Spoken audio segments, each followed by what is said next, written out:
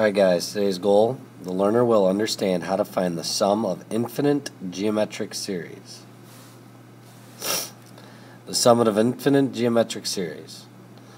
The sum of an infinite geometric series with first term a sub 1 and a common ratio of r is given by the sum equals a sub 1 divided by 1 minus r, the common ratio, provided that the absolute value of r is less than 1.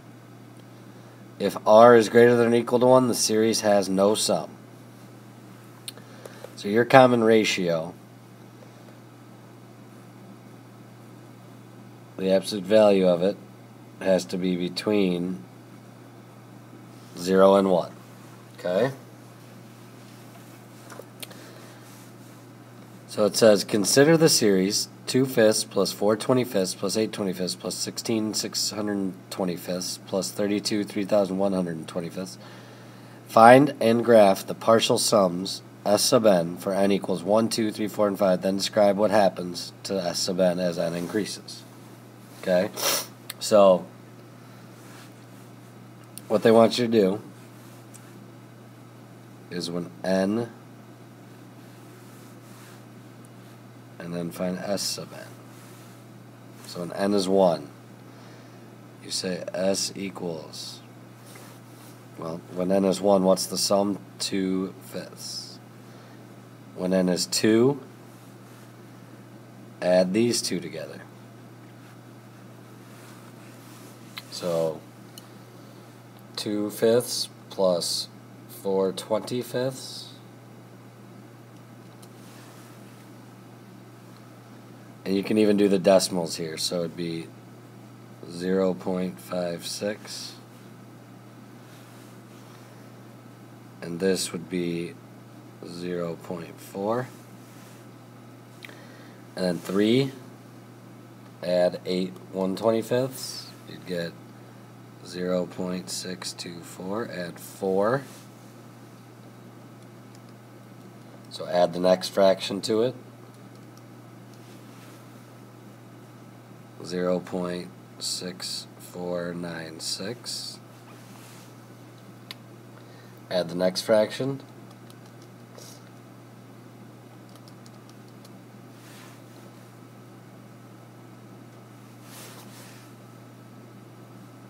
You get 0.6598.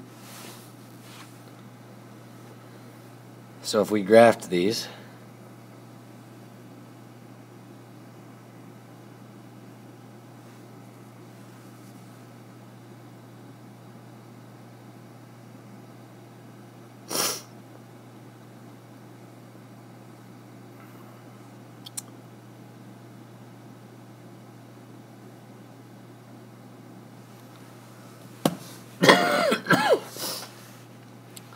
excuse me, that way we have we have our scale. So if we plot these, you get 1, 0.4,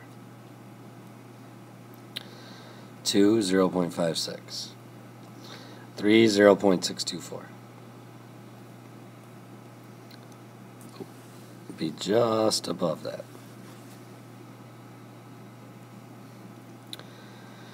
4,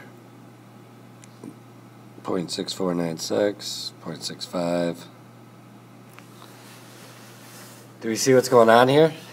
So it says describe what happens. It looks like it's approaching 0.7 approximately. So let's calculate the sum using this equation now. Sum equals first term divided by 1 minus the common ratio. Remember, to get the common ratio, do 4/25 divided by 2/5. Okay? And you get 2/5, and that equals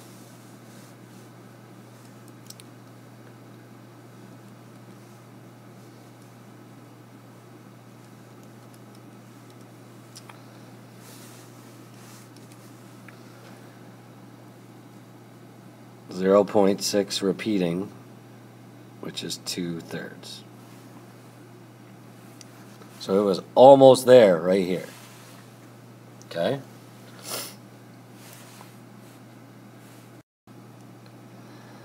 So find the sum of the infinite geometric series if it exists.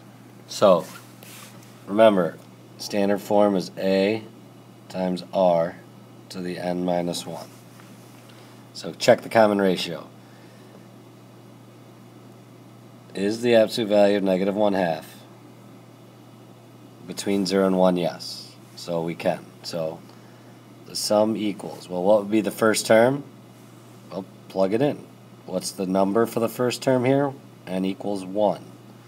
So you get negative 1/2 to the 1 minus 1, which is 0. Negative 1/2 to the 0, 1. So I get 1 divided by 1 minus negative 1/2.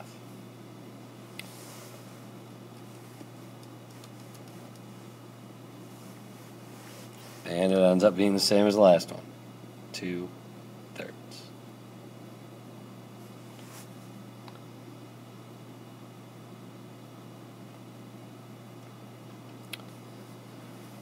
Now, look at this one. So check. Is the absolute value of 5/4 between 0 and 1? No, it's bigger than 1, so does not exist. Okay?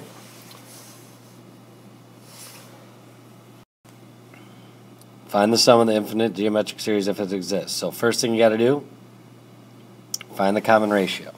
So r equals 3/4 divided by 3, which is 3/4 times 1/3.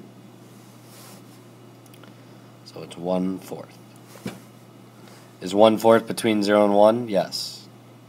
So first term is 3, so you go the sum equals 3 divided by 1 minus 1/4.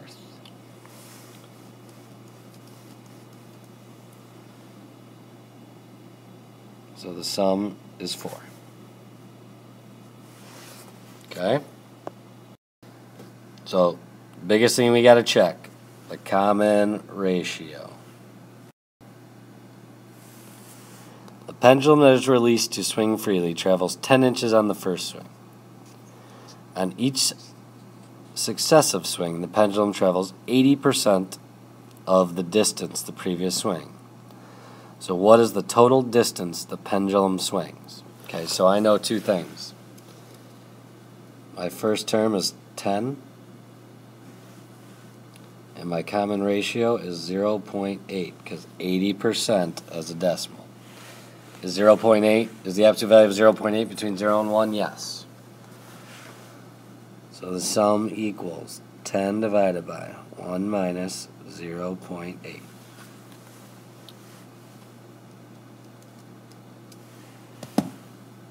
"50 inches is the total distance back and forth that the pendulum traveled." Okay?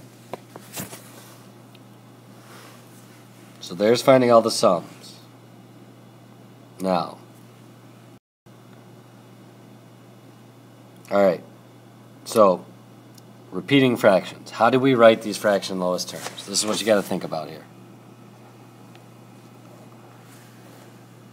Where, if you were to write this, you would say 0.5 repeating. What place value is that in? That's in the tenths place value. So subtract 1. So you keep it as a 5. What's 10 minus 1? 9. 5 ninths. Write this, 0.72. So that's the hundredths place value. So you would say it's 72 over 99. Because you do 100 minus 1. 99. So can you simplify the fraction? That's what you have to ask. And yes, it would be 8 over 11. So try to do that last one and bring it in completed tomorrow. See you then.